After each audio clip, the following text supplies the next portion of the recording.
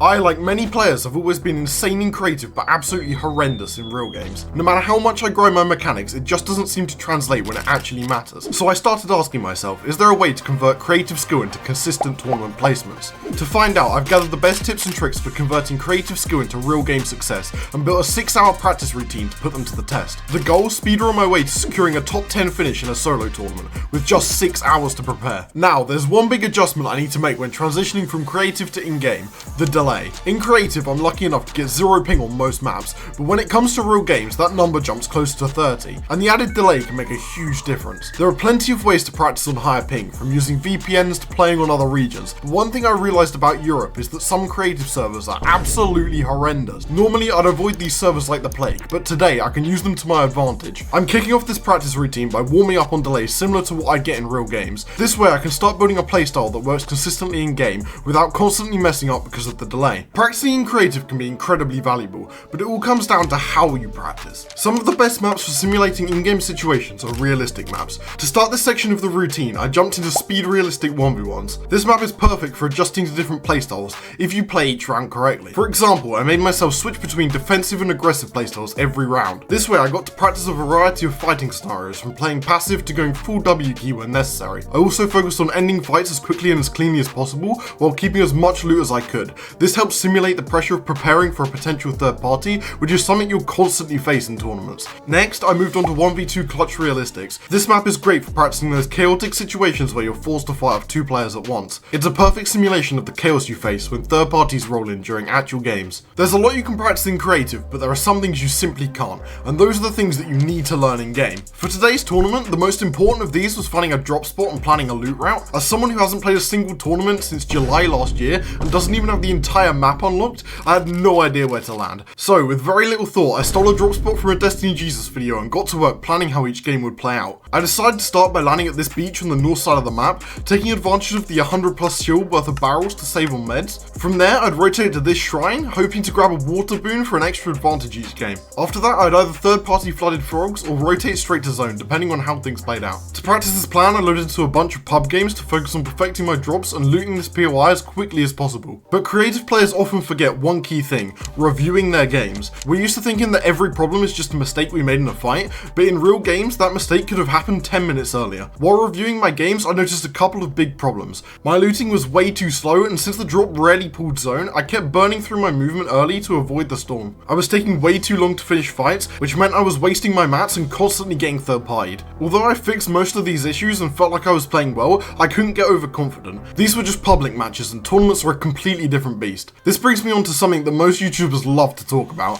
mindset. Now, I know it sounds like waffle, but your mindset can affect everything. Stress can make you hesitate or take bad fights. Pressure to outperform your friends can easily make you play worse. To combat this, I made 2 simple changes. I didn't tell anyone I was playing the tournament and made a conscious effort to slow down and think about every decision. Soon enough, the practice routine was over and it was time for game 1 of the tournament. Now, you're probably wondering, what solo tournament is this? Yeah, we don't talk about that. But since I hadn't played a tournament in over 5 months, getting a top 10 wasn't going to be easy. In these ranked cups, you get 4 hours and infinite games, but only your top 4 games are counted. So, to have any chance of making the top 10, I needed at least 3 or 4 wins. This meant I had to lock in and secure a win in my first game, or things would only get harder as the tournament progressed.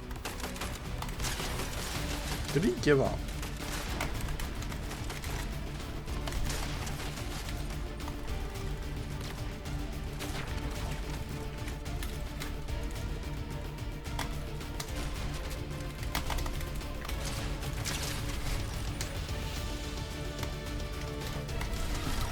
Nice, top 2.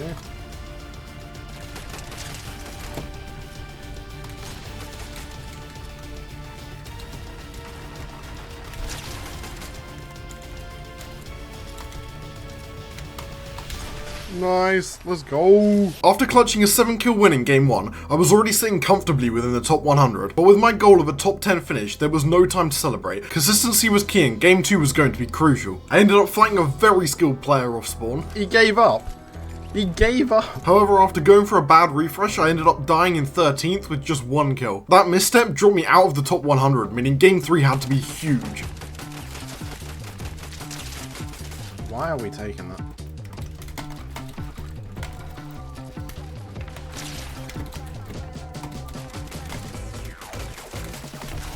Nice. Nice. After winning that mid-game fight, I decided to do some strategic waiting until the late game. Then, an unsuspecting player walked straight into the room I was in, giving me a free refresh before the late game. Aha! Get out! From there, it was time to lock in. If I wanted to break into the top 10, I needed to secure the win.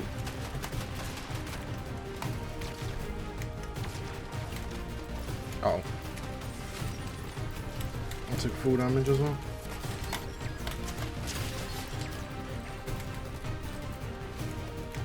No height? Okay.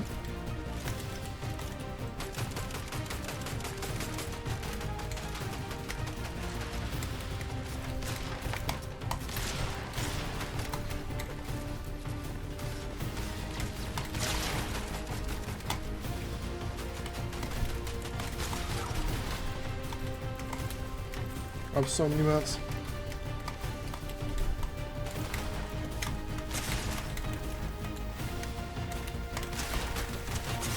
Let's go! With that win, I had jumped up to 7th place on the leaderboard, but now because of how well I was doing, I was very much into high elo, so the games would become much harder. Off spawn, I found myself contested by a lot more players, leaving me with barely any loot. I spent most of the early and mid game scavenging for scraps, eventually doing some more strategic waiting until the late game. But this time, not one, but 2 other people decided to do the exact same thing right next to me, and not a single one of them had a clue I was there. We all ended up using the pad to rotate, going our separate ways into the endgame.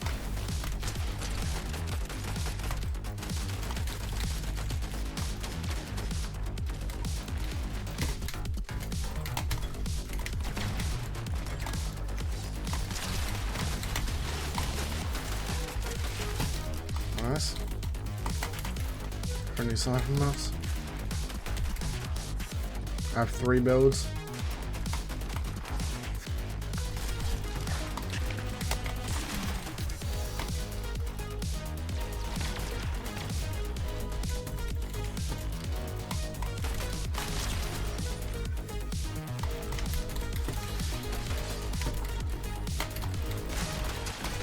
No! With that messy but crucial game, I climbed to 5th place on the leaderboard, an incredible position to be in with top 10 as my goal. Now in game 5 I had strategically waited until the end game, basically doing nothing. An audio bug made footsteps and gunshots nearly silent, so a random player sneaked up on me, ending my game as a 0-kill 7th. Unfortunately, the audio bug carried into game 6, so in the mid game I got 1 pumped. After restarting my game to fix the audio bug, I locked in for my final shot, securing the top 10.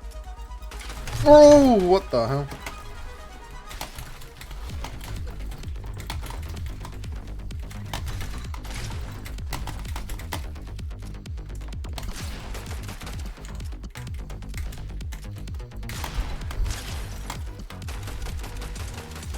Get a hell out.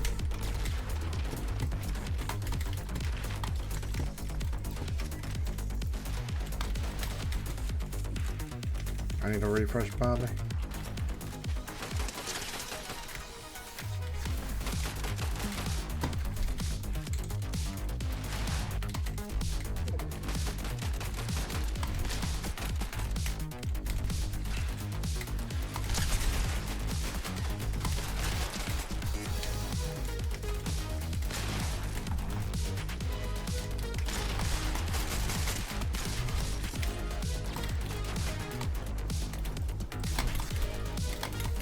I think I'm second height.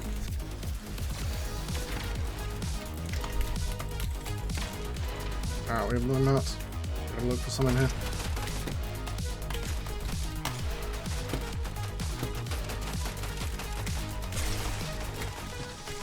After that crazy top 3, I ended in 11th place, just missing out on the top 10. When the tournament ended, I dropped down to 30th overall, but honestly, I'd call it a solid attempt, especially considering I hadn't played a tournament in over 5 months. If you enjoyed, don't forget to like and subscribe, and I'll see you in the next one.